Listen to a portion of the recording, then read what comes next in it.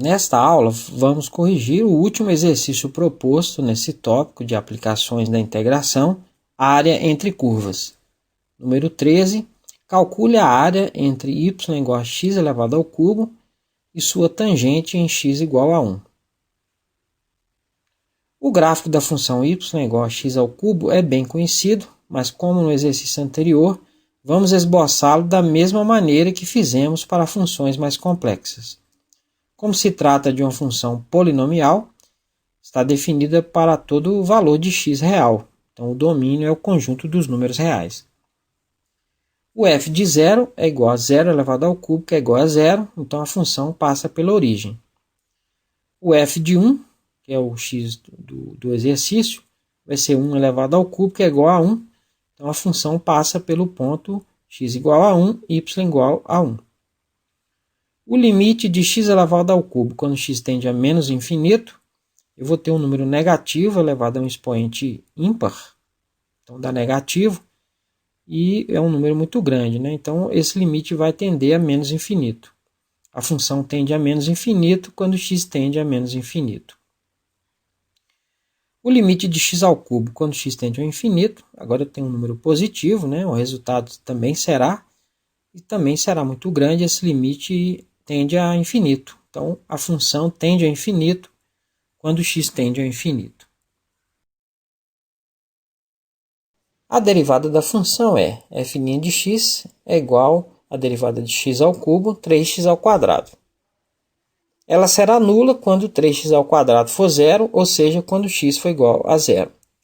Como a expressão da derivada é um polinômio do segundo grau e o termo quadrático é positivo, seu gráfico é uma parábola côncava para cima. Perceba que a derivada é sempre positiva para todo x diferente de zero.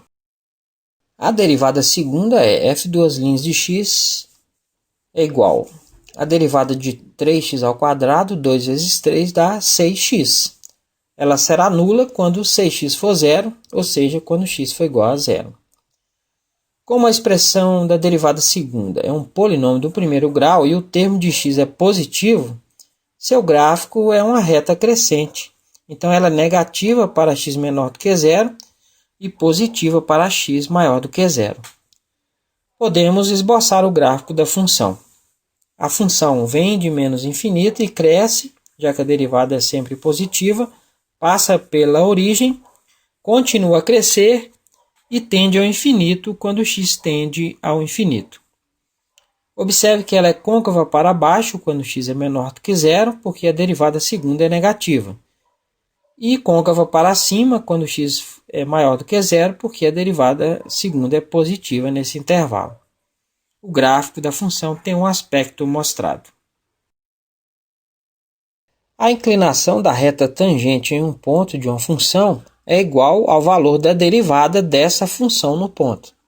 Então, o f' de 1, que é o ponto em questão, vai ser 3 vezes 1 ao quadrado, que é igual a 3. Como já sabemos o valor da inclinação da reta tangente no ponto, precisamos determinar a equação dessa reta tangente, que chamaremos de g de x.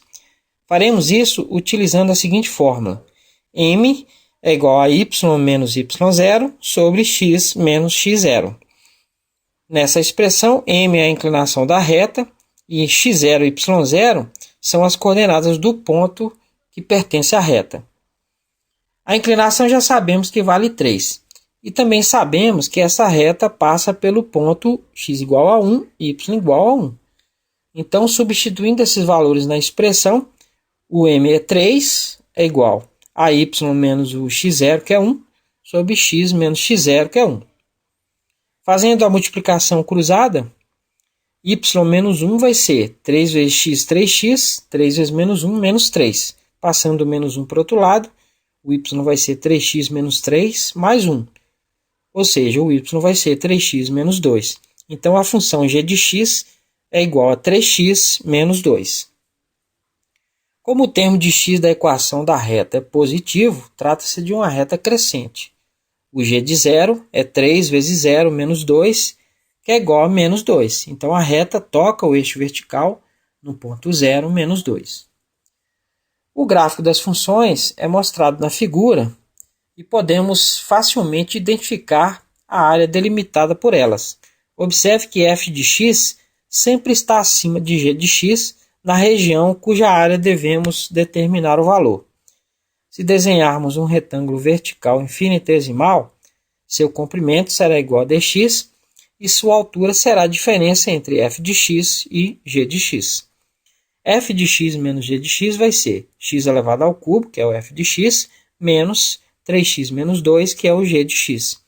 O sinal negativo troca o sinal de tudo que está dentro dos parênteses, então fica x elevado ao cubo menos 3x mais 2. A área do retângulo é dA igual a altura, x elevado ao cubo menos 3x mais 2, vezes o comprimento dx. Integrando este elemento de área entre os pontos de interseção das curvas, determinaremos a área entre elas.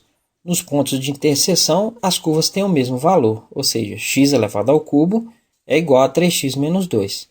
Passando todos os termos para a esquerda, x elevado ao cubo menos 3x mais 2 é igual a zero.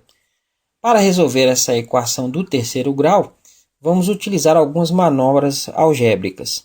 Podemos reescrevê-la como x elevado ao cubo, e o menos 3x eu vou escrever como menos x menos 2x mais 2 igual a zero. Eu posso colocar o x em evidência nos dois primeiros termos, então fica x vezes x ao quadrado menos 1, e nos dois últimos eu posso colocar menos 2 em evidência, fica menos 2 vezes x menos 1 igual a zero.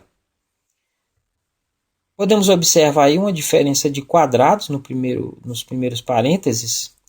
Eu posso substituir pelo produto da soma pela diferença. Então fica x vezes x mais 1 vezes x menos 1, menos 2 vezes x menos 1 igual a zero. Agora, nas duas parcelas, nós temos x menos 1. Então fica x menos 1 vezes x, x ao quadrado, x vezes 1 mais x, menos 2 igual a zero.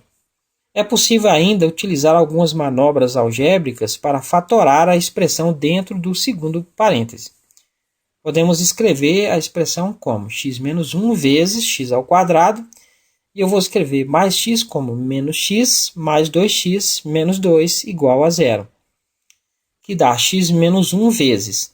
Dos primeiros termos, aí, os dois primeiros, eu posso colocar o x em evidência, fica x vezes x menos 1, e do segundo eu posso colocar o 2, então fica mais 2 vezes x menos 1 igual a zero. Observe que dentro dos colchetes nós temos x menos 1 comum nos dois fatores, que eu posso colocar em evidência. Então fica x menos 1, aí vezes x menos 1 de novo, vezes x mais 2 igual a zero. X menos 1 vezes x menos 1 dá x menos 1 ao quadrado, vezes x mais 2 igual a zero. Essa expressão será nula quando um dos fatores se anular, ou seja, quando x menos 1 ao quadrado for zero, ou seja, quando x menos 1 for zero, x igual a 1. Ou quando x mais 2 for zero, ou seja, quando x igual a menos 2. O f de 1 já vimos que é 1. E o f de menos 2 vai ser menos 2 elevado ao cubo, que dá menos 8. Então, as curvas se interceptam nos pontos 1, 1 e menos 2, menos 8. Integrando o elemento de área entre x igual a menos 2 e x igual a 1, vamos determinar o valor da área entre as curvas. Então, a área é a integral de menos 2 até 1 de x elevado ao cubo menos 3x mais 2 dx, que é o elemento de área. A integral de x ao cubo é x à quarta sobre 4 menos 3 vezes. A integral de x é x ao quadrado sobre 2 mais 2x, né, que é a integral de 2.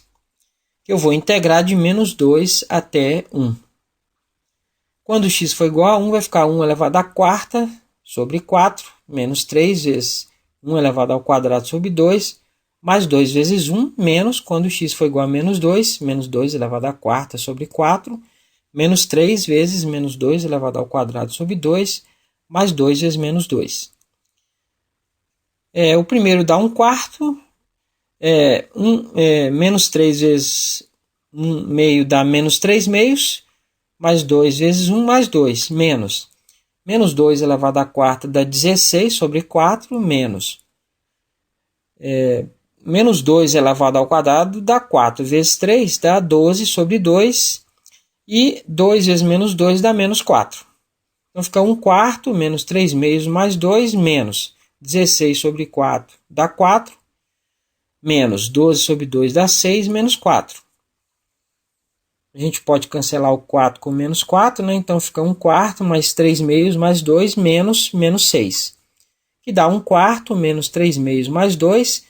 Esse sinal negativo troca o sinal de dentro dos colchetes, fica mais 6. Que dá 1/4 menos 3/2 mais 8. Tirando o mínimo comum dá 8. 8 dividido por 4 dá 2 vezes 1 dá 2. 8 dividido por 2 dá 4 vezes 3, fica menos 12. 8 dividido por 1 dá 8, vezes 8 dá 64. Se a gente somar 2 menos 12 dá menos 10. Menos 10 mais 64 dá 54 sobre 8. Dá para a gente dividir por 2 aí ambos. Então dá 27 sobre 4. Esse é o resultado, é o valor da área entre as duas curvas. Na próxima aula vamos iniciar um novo tópico de aplicações da integração. Vamos aprender a calcular volumes utilizando o método do disco.